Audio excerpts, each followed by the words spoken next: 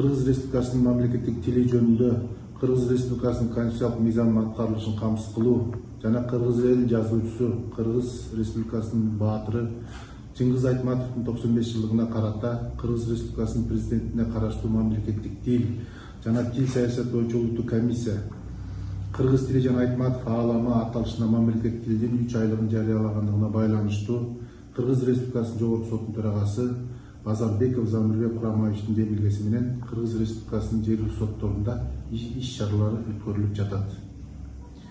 Улуу жазуучубуз Чыңгыз Айтматовдун китептери дүйнөнүн 178 тилине которулуп, жер шарынын 128 өлкөсүндө 100 миллиондон ашык нуска менен басылып чыккан. Оюучу, жазуучу Айтматовдун чыгармалары кыргыз элинин гана эмес, дүйнө элдеринин адабиятын байытып, келечек муундарга табелик бойдон кала берет. Мына бүгүн Ош шаардык сотунун эмгек жамааты да арттан калбастан саамалык улантып, кыргыз эл жазуучусу Чыңгыз Айтматовдун Саманчынын жолу чыгармасынан үзүндүсүн сахналаштырып аткарып, өздөрүн театр жамаатына да сынап көрүү алдында турушат. Анда эмесе уул кыздарыбызга ийгилик каалап, саамалыкты ачык деп жарыялоого уруксат этиңиздер.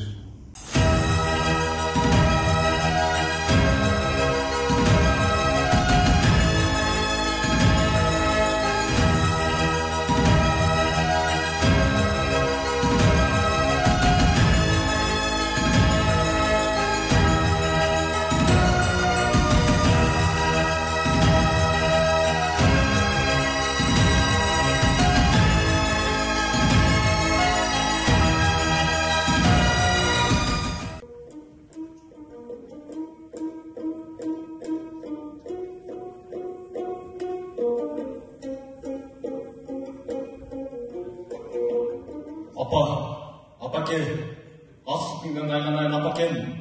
Мен сенин кандай киши экениңди билбесем, бул катты жазбайт болчумун. Сенин кайратыңа, акылмандыгыңа, сенин күчүңө ишенип жазып олтурам. Акыр түбү мен кылган ишимди туура деп табасың. Мен ага өзүмө ишенгенде ишенем. Мен согушта жүрүп, эрдик көрсөтөйүн деп эч качан эңсеген эмес элем. Мен өзүмдү эң бир асыл ишке, мугалимдикке даярдап жүргөм. Заманым ушул экен. Балдарга тамга таанытып китеп окутуунун ордуна курал кармап жоокер болдум. Ал менин айыбым эмес. Мекен үчүн, элим үчүн, дүйнөнүн бүт баардык жакшылык үчүн. Ыйлаба апа, эч ким ыйлабасын. Сенин мугалим уулуң лейтенант Майсалбек Субанкулов.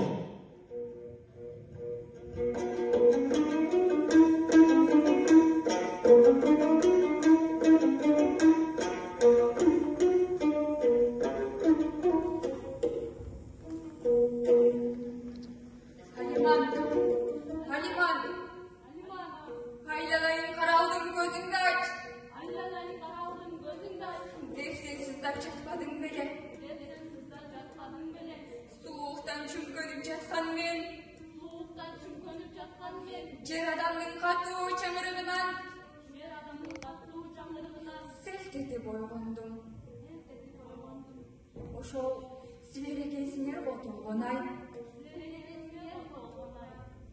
Ооба жерене, түндүн кайсы бир ченинде селт этип ойгонуп кеттим да, Алиманды карасам, ордунда жок. А дегенде эшикке чыгып кеткен экен го деп бир аз күттүм, дагы күттүм. Жок. Тура калып Алимандын түшүнчөлөрүн кармалап көрдүм. Муп-муздак. Алда качан чыгып кетиптир. Ошол жерден антип-мынтип кийине калып, операторатка урундум. Алиман! Алиман! Алиман! Алиман! Алиман! Алиман! Айша! Бектар! Айша! Бектар! Алиман! Алиман! Алиман! Кабылайым, каралдым, бул эмне кылганым? Эмнеге айткан жоксуң? Суу!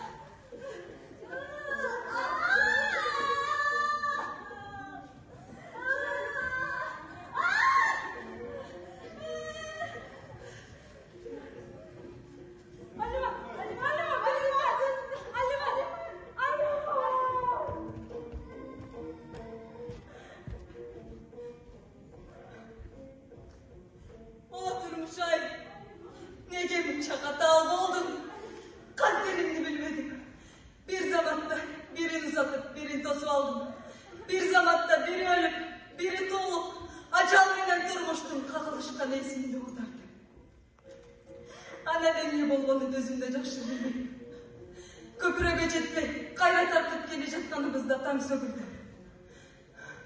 Бозорған асманның беті сырдан ашылып, жұп-жұмшақ аппақ қар қалың ұшып себелеп жатты. Ошол күнгү жол турмушунда эң оор жол болду го. Түр сенин бетиңе дүйнө, түр. Geçtim senden, geçtim. Жашагым келбейт. Мынтип жашаган чакты бүгүндөн калгай элем. Мен ушинтип турмуштан безип келе жатканымда, чапанымдагы бала улам кыбырап коюп, улам үн чыгарып, ыңалап ыйлап жатты.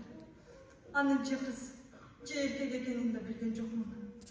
Ушинтип согуш эң акыркы үчүн алып да тынды.